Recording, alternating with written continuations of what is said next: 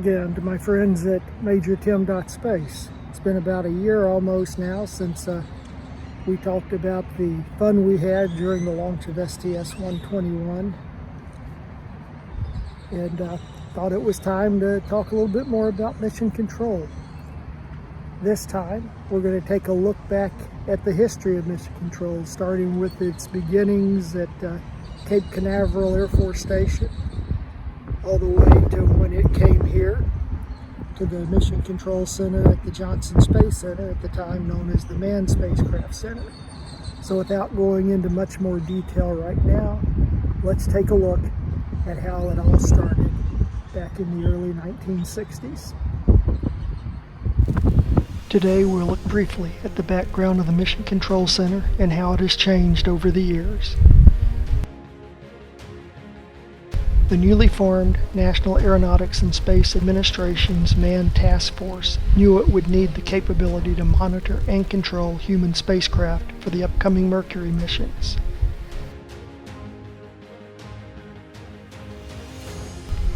The first Mission Control Center was built on the Cape Canaveral Air Force Station, a few miles from the Space Launch Complex 5 for the Mercury Redstone suborbital flights of Alan Shepard and Gus Grissom, as well as Space Launch Complex 14 for the Mercury Atlas orbital flights of John Glenn, Scott Carpenter, Walter Schirra, and Gordon Cooper.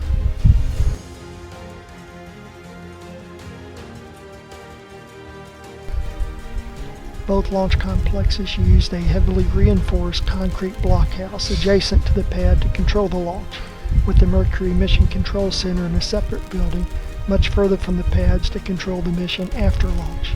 The Mercury MCC was supported by mainframe computers at the Goddard Space Flight Center in Greenbelt, Maryland.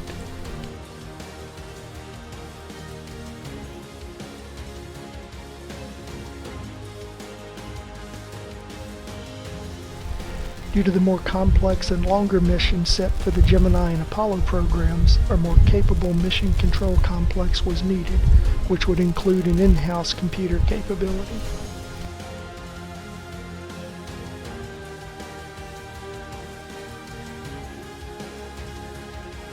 Since the MCC did not need to be located at the launch site, it was built at the new home of the Space Task Group in southeast Texas near Houston.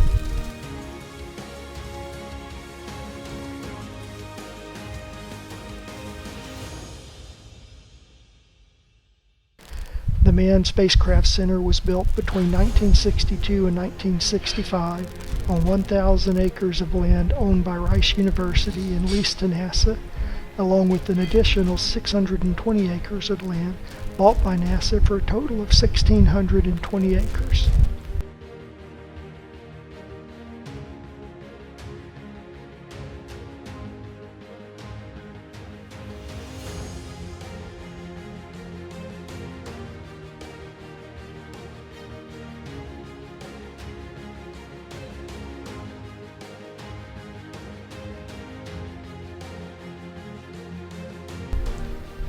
The primary contract for the MCC was awarded to Philco Ford, with IBM, Sperry Univac, and Hazeltine providing various computer systems.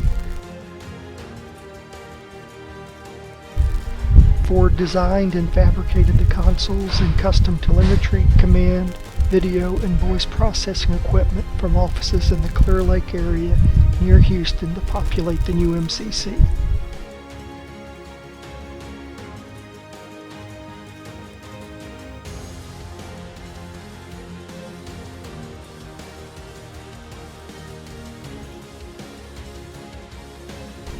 The new MCC was a 3-story windowless building with 2 nearly identical Mission Operations Control Rooms, or MOCRs, with MOCR 1 on the 2nd floor and MOCR 2 on the 3rd floor.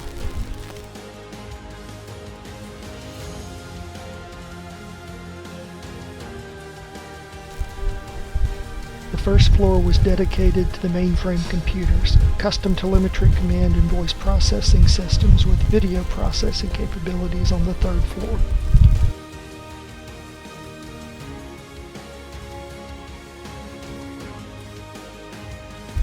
Various staff support rooms were located throughout the second and third floor to augment the flight controllers and the mokers.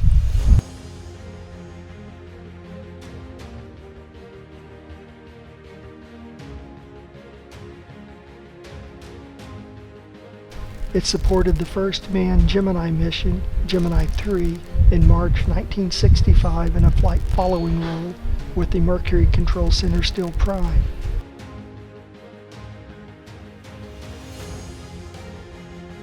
On June 4, 1965, the new MCC took over as prime for the Gemini 4 mission, which included the first spacewalk by a U.S. astronaut.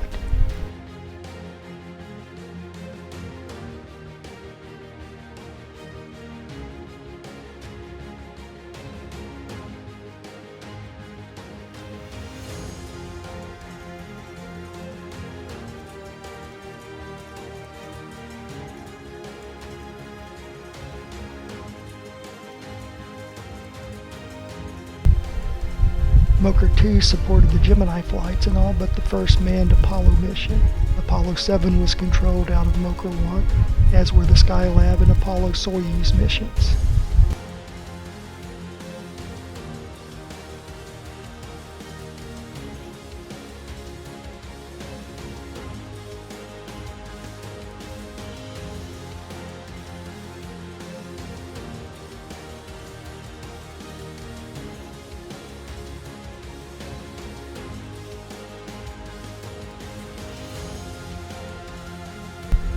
Apollo 11 was, of course, the most famous mission flown to date out of the MCC, with the first landing by humans on the moon and first human footsteps on the moon.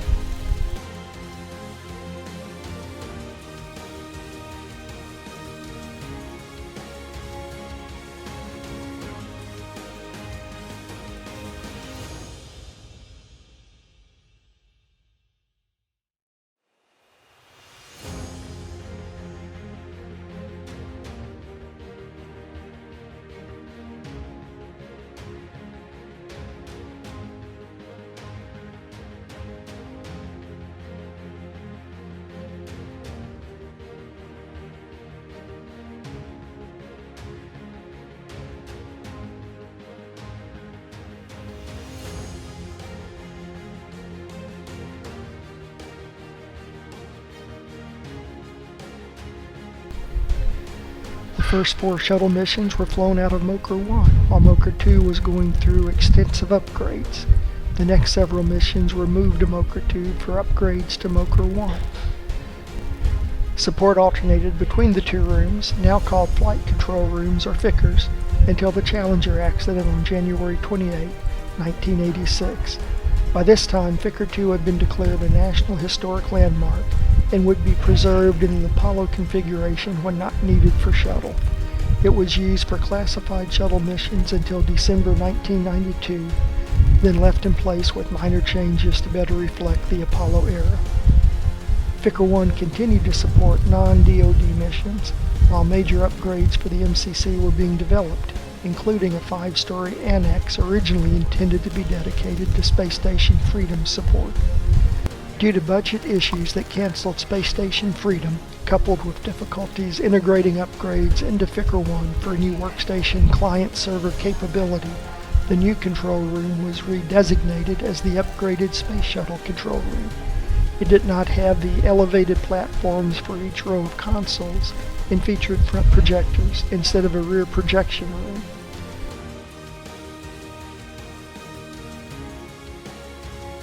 When ISS operations began in the late 1990s, it was conducted from a smaller room in the annex, originally called the Special Vehicle Operations Room, but renamed the Blue Flight Control Room, or Blue FICR, for ISS.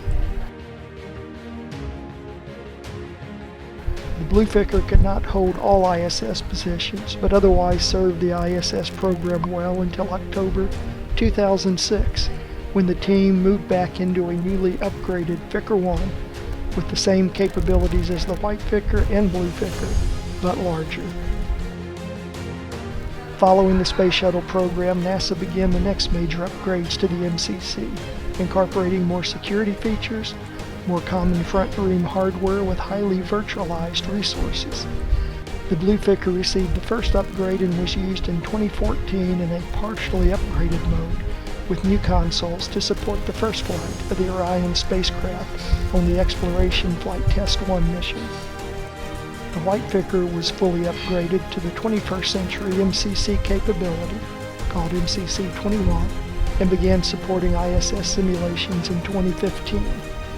ISS support moved to the White Ficker in the spring of 2016 so Ficker 1 could be upgraded, moving back in late fall of the same year.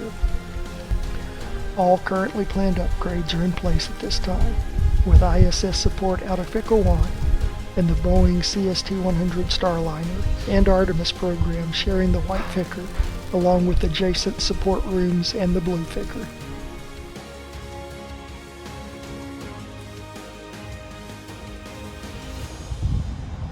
So there you have it, the background of Mission Control. I hope you enjoyed it. Thanks to Amelia Piper for establishing MajorTim.space's, for inviting me to come and visit with you. Look forward to doing it again at some time in the future. Keep your eyes on the stars, and we'll talk to you later.